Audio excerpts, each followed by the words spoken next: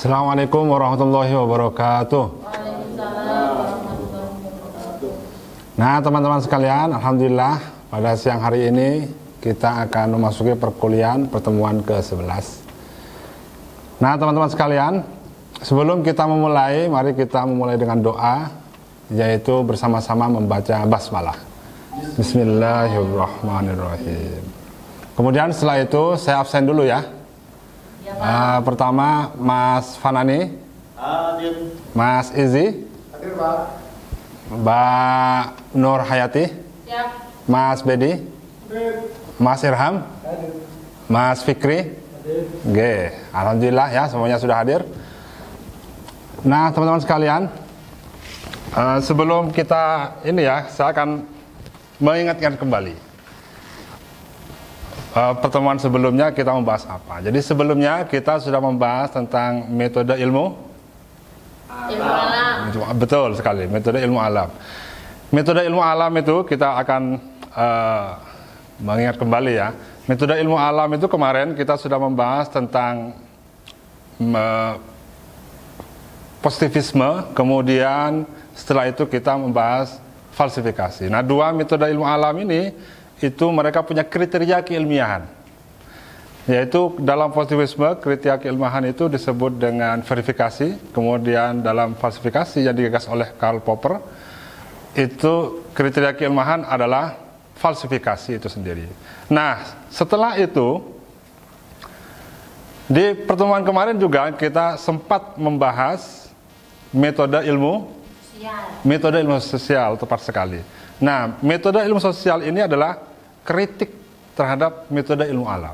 Jadi selain mengkritik juga mengembangkan dan menawarkan metodenya sendiri.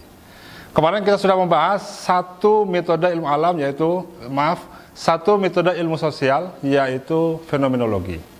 Nah, sekarang kita akan membahas ini, yaitu hermeneutika sebagai salah satu metode ilmu sosial. Hermeneutika sebagai metode ilmu sosial dan humaniora. Cuma sebelum kita mulai, saya ingatkan lagi apa tujuan kita belajar pada hari ini, pertemuan ini. Nah, sebagaimana teman-teman bisa lihat, hari ini tujuannya kita adalah bisa mendukung atau mendefend pemikiran tentang metode ilmu sosial humaniora dengan fokus atau indikator, yaitu pemikiran Wilhelm Dilthey. Wilhelm Dilthey ini salah satu tokoh yang menggagas hermeneutika. Oke, kita mulai ya. Nah, ini adalah sebagaimana teman-teman kita lihat, itu adalah fotonya Wilhelm Dilthey, tapi itu ketika masih muda ya. Ada juga fotonya yang sudah tua, tapi nggak usah kita tampilin. Nah, dia secara singkat saja, ini biografinya, dia adalah anak seorang pastor reformis. Kemudian dia menerima gelar doktoral dengan disertasi tentang Schleiermacher. Schleiermacher itu adalah seorang orang yang disebut Bapak Hermeneutika, itu dari Jerman. Nah, Wilhelm Dilthey itu melanjutkan pemikiran dia dengan menulis disertasi tentangnya. Kemudian dia berkarir di banyak kampus dan di banyak pekerjaan di Jerman, sebagaimana teman-teman bisa lihat. Kita singkat aja ya, nggak usah lama-lama ya. Kemudian ini karya-karyanya, ini saya tulis karya dalam bahasa Inggrisnya, sebetulnya dia menulis dalam bahasa Jerman sebetulnya. Itu saya dan juga menampilkan sedikit saja, nggak semuanya. Yang penting-penting saja dan tonggak dari pemikiran dia. Di situ ada Introduction to the Human Sciences, kemudian ada Understanding to the Human World, kemudian ada The Formation of the Historical World in the Human Sciences, kemudian ada Hermeneutics and the Study of History. Nah, di sini dia sudah mulai menyebutkan kata hermeneutics. Kemudian dia menyebut ada juga karya Poetry and Experience. Kemudian ada Ethical and Worldview Philosophy. Selain itu sebetulnya ada lagi karya-karya dia yang banyak banget. Nah, ini pemikiran dia. Kita mulai dari pemikiran Wilhelm Dilthey tentang hermeneutika. Bagaimana sebetulnya latar belakangnya? Wilhelm Dilthey itu membedakan ilmu pengetahuan menjadi dua. Dalam bahasa Jerman dia menyebutkan yang pertama itu adalah Naturwissenschaften. Naturwissenschaften itu secara harfiah artinya ilmu alam lah begitu. Kemudian ilmu yang kedua itu dia menyebut Geisteswissenschaften. Geisteswissenschaften itu secara harfiah artinya ilmu tentang jiwa. Maksudnya ilmu tentang manusia. Jadi ya maksudnya ilmu sosial, begitu kalau kita menyebutnya sekarang. Nah, pembedaan dua ilmu ini sangat penting. Kenapa? Karena kenyataannya dua jenis pengetahuan tersebut mempergunakan metode atau pendekatan yang berbeda. Ini tawaran dari Wilhelm Dilthey. Bagaimana dia membangun argumen dari kenapa penting dua hal ini, berikut kita bahas. Nah, ini adalah skemanya. Jadi ilmu itu terbagi menjadi dua, ilmu alam dan ilmu sosial. Kalau teman-teman lihat sejarahnya ya, ini sebetulnya gagasan sangat baru. Karena dulu itu ilmu alam dan ilmu sosial itu nggak dipisah.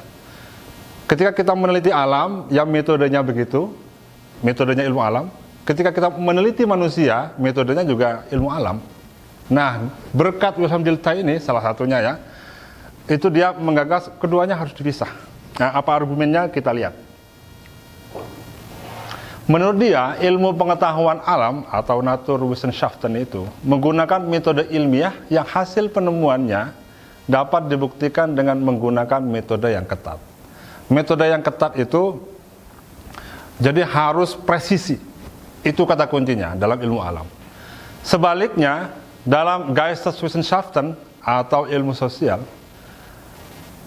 itu tidak dapat diterapkan dengan metode ilmiah seperti halnya ilmu alam. Kenapa seperti itu? Karena ilmu sosial atau Geisteswissenschaften itu berhubungan dengan hidup manusia. Jadi menurut Dilthey, manusia itu unik, perilakunya tidak bisa disamakan dengan alam, nggak bisa disamakan dengan batu, nggak bisa disamakan dengan pohon, itu berbeda. Punya karakter perilaku sendiri. Oleh karena itu, metode untuk memahami atau meneliti mereka itu harus berbeda. Itu argumen pertamanya. Nah, ini argumen kedua, dan ini penting ini. Dilthey menyatakan bahwa metode atau pendekatan hermeneutik merupakan dasar dari Geisteswissenschaften. Dari mana dia menemukan hermeneutik ini? Sebagaimana disebutkan tadi, bahwa Dilthey itu terinspirasi dari yang disebut dengan, Schleiermacher. Dia terinspirasi dari Schleiermacher. Cuma konteksnya berbeda. Schleiermacher itu membahas hermeneutika itu dalam konteks studi teks. Jadi bagaimana memahami naskah-naskah. Tapi Dilthey itu memperluas cakupannya. Tidak hanya teks, tetapi realitas sosial. Hermeneutika digunakan dalam realitas sosial. Nah, itulah metode yang menurut dia bisa digunakan dalam ilmu sosial. Kemudian persoalan pokok Dilthey adalah bagaimana menemukan metode lain untuk Geisteswissenschaften jika metode ilmiah tidak dapat digunakan. Karena jelas, sebagaimana argumen tadi dia, manusia itu berbeda perilakunya, jadi butuh metode berbeda. Dan metode alam sudah nggak bisa memadai.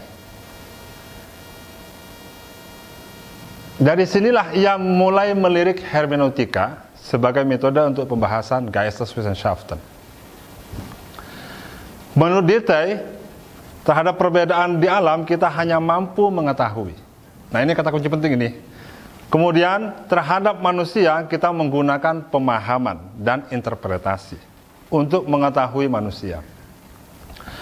Jadi dia mengatakan bahwa alam itu hanya bisa dijelaskan, dieksplanasi istilahnya. Dalam bahasa Jerman itu disebut erklären, dieksplanasi. Jadi dijelaskan bagaimana perilaku benda-benda dan bahkan erklären itu tidak hanya menjelaskan, juga memprediksi perilaku dari benda-benda di alam. Nah, itu watak dari ilmu alam. Sedangkan dalam manusia yang perilakunya unik, tidak bisa diprediksi, bahkan terkadang aneh perilakunya, itu nggak bisa kita pakai erklären atau mengetahui itu. Yang bisa kita lakukan menurut Dilthey adalah dengan memahami. Dan kunci memahami itu adalah dengan menafsirkan atau interpretasi. Dalam bahasa Jerman itu disebut verstehen. Menafsirkan atau memahami. Nah, memahami itu atau menafsirkan itulah hermeneutika. Karena hermeneutika itulah ilmu tentang penafsiran atau pemahaman. Nah, oleh karena itu, kata Dilthey, metode ilmu sosial itu yang paling tepat adalah hermeneutika, yaitu dengan cara memahami. Jadi kalau bedanya memahami dengan menjelaskan itu ya, kalau menjelaskan itu hanya kita dari luar objek. Kita mengamati dari kejauhan bagaimana perilaku benda-benda ini, dan bahkan mungkin kita bisa hitung secara matematis dan kita bisa memprediksi gimana perilakunya ke depan. Tapi dengan memahami, kita nggak bisa dari jauh. Kita harus terlibat dengan objek. Jadi harus masuk dalam objek, terlibat. Jadi ibarat kata, misalnya Anda sudah jatuh cinta pada lawan jenis, yang cewek suka sama cowok atau cowok suka sama cewek. Nah, kalau mau memahami itu, kalau mau mengerti perilakunya, kita nggak bisa dengan mengamati dari jauh, ini begini, memprediksi, itu salah kaprah itu. Pasti nanti nggak akan tercapai keinginannya. Tapi kalau dipahami, kita bergelut dengan dia, apa yang dia sukai, apa yang dia tidak sukai juga, dan kita nanti masuk ke dia melalui pemahaman itu, nah itu lebih cepat saya kira untuk mencapai tujuan. Karena begitulah manusia berbeda dengan alam. Nah, akhirnya begini skemanya setelah tadi. Jadi ada ilmu alam atau Naturwissenschaften, ada ilmu sosial atau humaniora sekarang sebutnya Geisteswissenschaften. Ilmu alam itu caranya atau metodenya dengan mengetahui atau erklaren. Kemudian ilmu sosial humaniora itu caranya adalah dengan memahami atau interpretasi atau verstehen.